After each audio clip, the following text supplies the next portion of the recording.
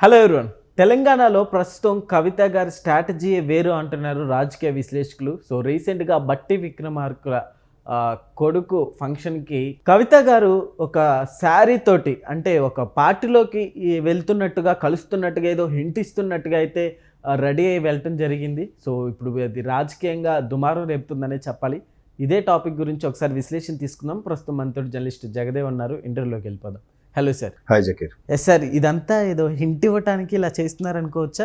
అసలు హింట్ ఇవ్వడానికి అనుకునే ముందు కవిత గారు మీరు అన్నట్టు ఈ మధ్యకాలంలో చాలా హాట్ టాపిక్గా మారారు.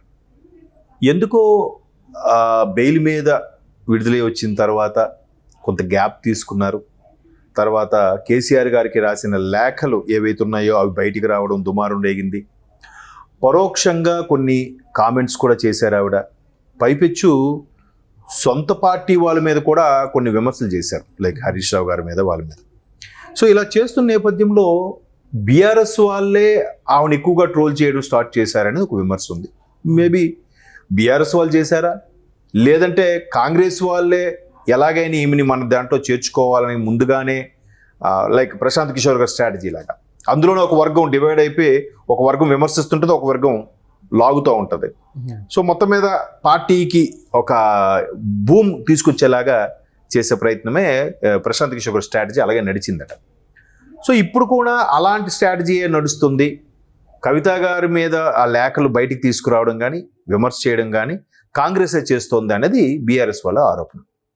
బట్ బీఆర్ఎస్ వాళ్ళే కవితని బయటికి పంపించే ప్రయత్నంలో భాగంగా కేసీఆర్ గారి తదనంతరం అంటే ఇప్పుడు మధ్యకాలంలో కొన్ని వార్తలు ఏంటంటే కేసీఆర్ గారు ఎక్కడ బయటకు కనబట్టలేదు, ఆరోగ్యరీత్యా ఆయన ఇంటిపాటు ఫామ్ హౌస్కే పరిమితం అవుతున్నారు. నెక్స్ట్ అన్ని వ్యవహారాల్లో అన్ని కార్యకలాపాల్లో హోల్డ్ అండ్ సోల్ ఉండే నాయకుడిగా ఇప్పటికే కార్యవర్గ అధ్యక్షులుగా ఉన్నప్పటికీ కేటీఆర్ గారే మొత్తానికి అవ్వచ్చు, నెక్స్ట్ ఇంకెవరికి ఛాన్స్ ఎవరు, హరీష్ రావు గారికి ఛాన్స్ ఉండదు, కవిత గారికి ఛాన్స్ ఉండదు అనే విమర్శలు వినిపిస్తున్న నేపథ్యంలో కవిత గారు కొత్తగా కుంపటి పెడుతున్నారనే విమర్శలు కూడా వచ్చాయి. కొత్తగా పార్టీ పెట్టబోతున్నారని, ఆ తర్వాత అలా ఒకవేళ ఆవిడ విమర్శిస్తూ బయటకు వస్తే మరొక జగన్మోహన్ రెడ్డి గారు లాగే కేటీఆర్ గారు కూడా తయారవుతారనే విమర్శలు కూడా ఉన్నాయి. ఇప్పుడు జగన్మోహన్ రెడ్డి గారి కోసమే ఎంతో తాపత్రయపడి పోరాటం చేసి ప్రజల్లోకి వెళ్ళి కాలినడకన తిరిగిన పాదయాత్ర చేసిన షర్మిలా గారు ఒకప్పుడు, అదే షర్మిలా గారు ఇప్పుడు జగన్మోహన్ రెడ్డి గారితో విభేదించి కాంగ్రెస్లో చేరారు. సో ఇక్కడ బీఆర్ఎస్లో కూడా అదే సీన్ రిపీట్ అవబోతుంది. ఎందుకంటే కేటీఆర్ గారు జగన్మోహన్ రెడ్డి గారు మంచి మిత్రులు, జగన్మోహన్ రెడ్డి గారు కేసీఆర్ గారు కూడా మంచి మిత్రులు.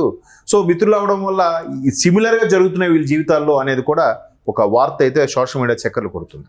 సార్, ఇప్పుడు కవిత గారిని అంటే కాంగ్రెస్ ఈ ఆసరాన్ని అంటే దగ్గర చేసుకునే ప్రయత్నం చేస్తుంది అంటారా? ఈ మధ్యకాలంలో బెంగళూరులో ఏదో ఒక దాన్ని అవార్డులు ప్రదానోత్సవ కార్యక్రమంలో వాళ్ళు ఒకవైపు కేటీఆర్ గారిని జగన్మోహన్ రెడ్డి గారిని ఇద్దరిని చీఫ్ గెస్ట్గా పిలిచారట.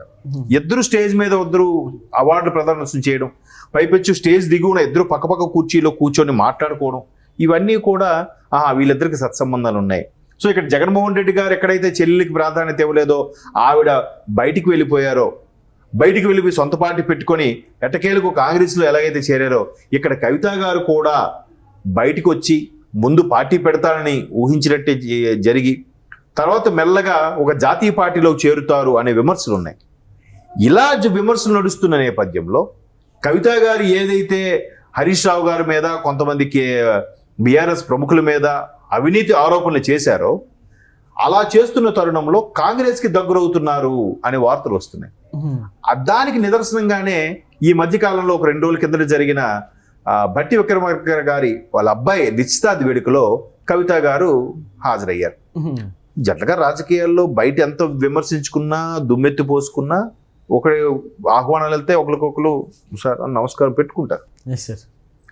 కానీ ఈవిడ ఆ వేడుకకి ఒక తెల్ల చీర కట్టుకొని వెళ్ళారు. ఆ తెల్ల చీర అంచులు ఎలా ఉన్నాయి, పై అంచు కాషాయము, కిందంచు గ్రీను.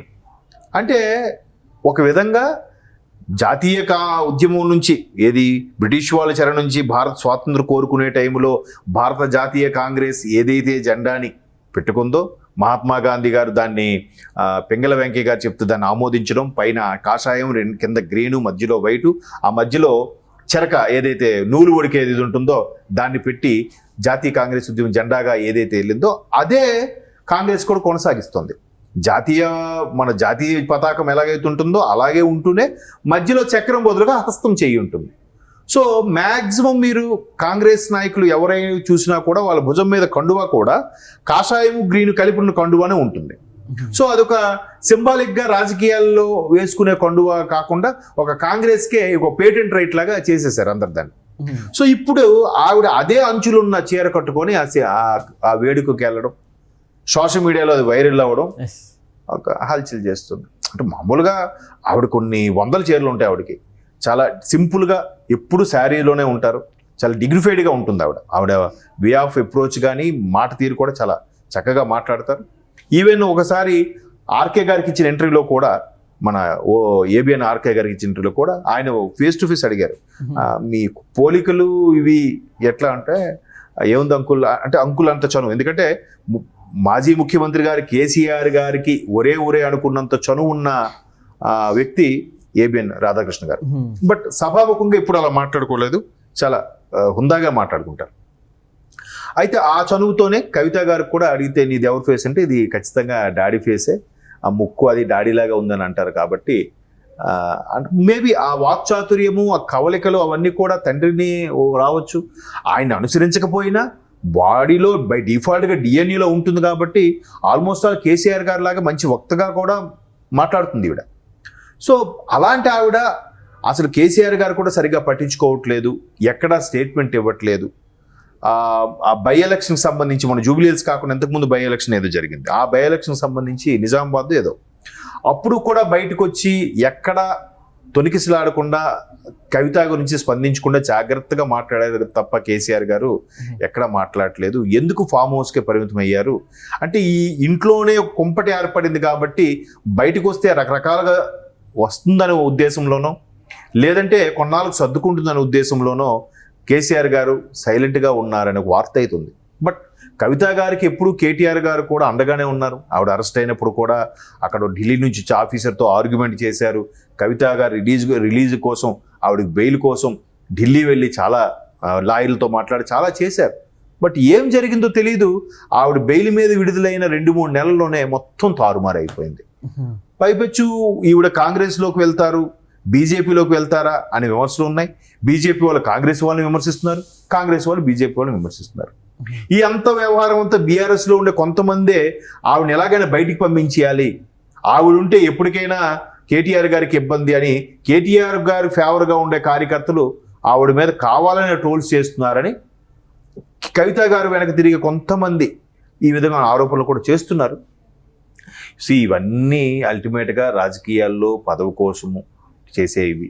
మేబీ షర్మిలా గారి లాగా ఈవిడ కూడా ఒక పార్టీ పెట్టి ఓటు చీలుతుంది అనే నమ్మకం వస్తే అప్పుడు కూడా ఈవిడ్ని కాంగ్రెస్లోనో బీజేపీలోనో కలుపుకుపోతారేమో చెప్పలేం కదా.